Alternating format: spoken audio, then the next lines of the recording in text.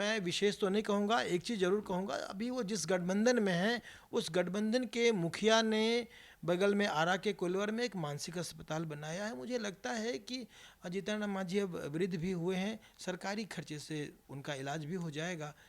एक बार होना चाहिए उनका मानसिक इलाज, जो ब्रेन मैपिंग कहते हैं, एक बार होना जरूरी है। नमस्कार, मैं हूं देवांशु। आप देख रहे हैं न्यूज़ फर्नीचर। हमारे साथ बात करने के लिए गजेंद्र झा जी हैं, जो कि आज बहुत ही खुश हैं।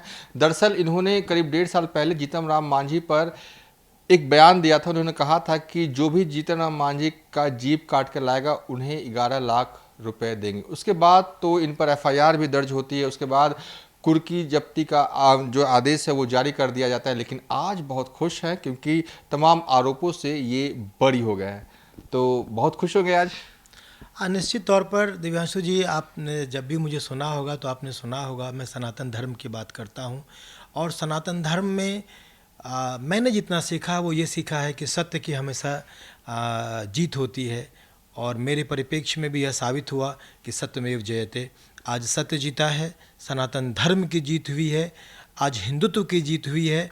और सबसे बड़ी बात, एक ऐसा व्यक्ति जो हिंदू है लेकिन हिंदुत्व में उनका विश्वास नहीं है, एक ऐसा व्यक्ति जो हिंदुस्तान में रहते हैं लेकिन हिंदुस्तान की नीतियों को नहीं मानते, सभ्यता संस्कृति को नहीं मानते, वो हमारे राम को नहीं मानते, हमारे माँ जानकी को नहीं मानती, वो वोट के सौदा की बात करते हैं, हमेशा वोट के सौदागिरी के लिए बात करते हैं, वो जात पात की बात करते हैं। एक ऐसे व्यक्ति का जब मनोबल टूटता है, एक ऐसा व्यक्ति जब हारता है, वो भी न्यायालय में जाके हारता है, विधिवत हारता है, तो निश्चित तौर पे एक कमज़ोर व्यक्ति जो सनातन धर्म का झंडा लेके चला है, अकेला चला है, उसके पास कोई पावर नहीं है, उसके पास अगर कुछ है तो देश के सनातनियों का आशीर्वाद है, उनका सहयोग है। वैसा व्यक्ति जब न्यायालय से बड़ी होता है, जीत मिलती है, तो निश्चित तौर पे आज खुशी का माहौल है। मैं सच में आज खुश हूँ।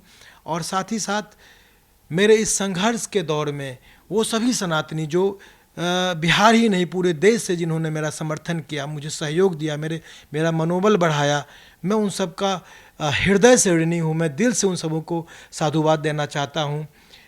इससे और भी एक बड़ी बात, मीडिया के साथियों का जो मुझे सहयोग मिला था, जिस तरह से मीडिया बंधुओं ने मेरे बात को जन जन तक पहुंचाया, मैं मीडिया बंधुओं का हृदय से ऋणी हूँ। सबों को मैं आभारी हूँ, दिल से सबको मैं धन्यवाद देता हूँ। और माननीय उच्च न्यायालय ने जिस तरह से मुझे आज, आप यूँ कहें कि मेरे ऊपर जो एक साजिश के तहत, षड्यंत्र के तहत मुझे जो गलत FIR करके फंसाने का काम किया गया था, 1.5 साल तक मुझे प्रशासन के द्वारा टॉर्चर किया गया। जब साजिश कहाँ, इसमें तो आप खुद बीच में कूद पड़े थे और आपने बयान दे दिया था। देखिए, आपको मैं बताऊं कि एक परिप्रेक्ष्य में, एक मसले में दोहरा चरित्र नहीं हो सकता, दो बातें नहीं हो सकती। यहाँ गलती मैं जिस पार्टी में था, भारतीय जनता पार्टी में, उसकी भी थोड़ी सी भी गलती मानता हूँ मैं। राहुल गांधी ने कहा कि सभी मोदी चोर होते हैं, कहा ना, उनकी सदस्यता चली गई, जबकि राहुल गांधी अपने आप को PM मटेरियल कहते हैं। एक बिहार के पूर्व मुख्यमंत्री, उन्होंने भी खुले मंच से ब्राह्मणों को, जो आजकल सॉफ्ट टारगेट हो गया है, कोई भी अपना कॉलर ऊंचा करने के लिए, अपना ओछा नाम बनाने के लिए, कोई भी जब राजनीति में आना चाहता है या किसी भी आप कहें कि परिप्रेक्ष्य में वो अपना नाम ऊंचा करना चाहता है, तो वो ब्राह्मणों को टारगेट कर लेता है। उन्होंने जिस शब्द का उपयोग किया था, आप लोग बेहतर जानते हैं। क्या वो चोर शब्द से घिनौना नहीं था?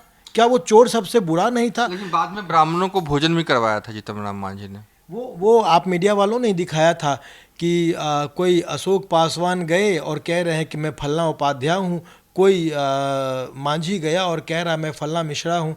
तो यह भी तो साबित हुआ। देखिए, एक चीज़ दिव्यांशु जी, बहुत गहराई से सोचने वाली बात है, जिसको गंभीरता से लेना चाहिए।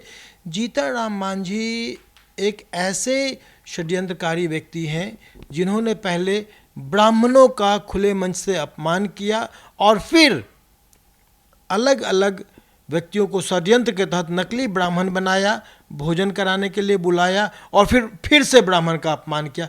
उन्होंने गलती को बार बार दोहराया, आज भी वो दोहरा रहे हैं। तो ऐसे व्यक्ति के लिए मैं विशेष तो नहीं कहूँगा, एक चीज़ ज़रूर कहूँगा, अभी वो जिस गठबंधन में हैं उस गठबंधन के मुखिया ने बगल में आरा के कोलवर में एक मानसिक अस्पताल बनाया है। मुझे लगता है कि जीतन राम मांझी अब वृद्ध भी हुए हैं, सरकारी खर्चे से उनका इलाज भी हो जाएगा। एक बार होना चाहिए उनका मानसिक इलाज, जो ब्रेन मैपिंग कहते हैं, एक बार होना ज़रूरी है, क्योंकि एक मानसिक रूप से स्वस्थ व्यक्ति कभी भी इस तरह से समाज को तोड़ने वाला काम नहीं कर सकता। वो बिहार के मुख्यमंत्री रहे हैं। बड़े आग्रहपूर्वक कहना चाहता हूँ, आप एक पार्टी के मुखिया भी हैं, बिहार के मुखिया रहे हैं, बिहार के लोगों को जोड़ने का बात कीजिए, समाज को तोड़ने का बात मत कीजिए। बिहार में विकास की आवश्यकता है, बिहार में रोजगार की आवश्यकता है, बिहार में शिक्षा और स्वास्थ्य की आवश्यकता है। उन मुद्दों को सामने लाएं, ना कि वोट की सौदागरी के लिए आप जात पात भेदभाव को ना करें। मैं ये विनती उनसे आज करना चाहता हूँ। चलिए थे गजेंद्र झा, फिलहाल इस वीडियो को यहीं पर एंड कर रहे हैं।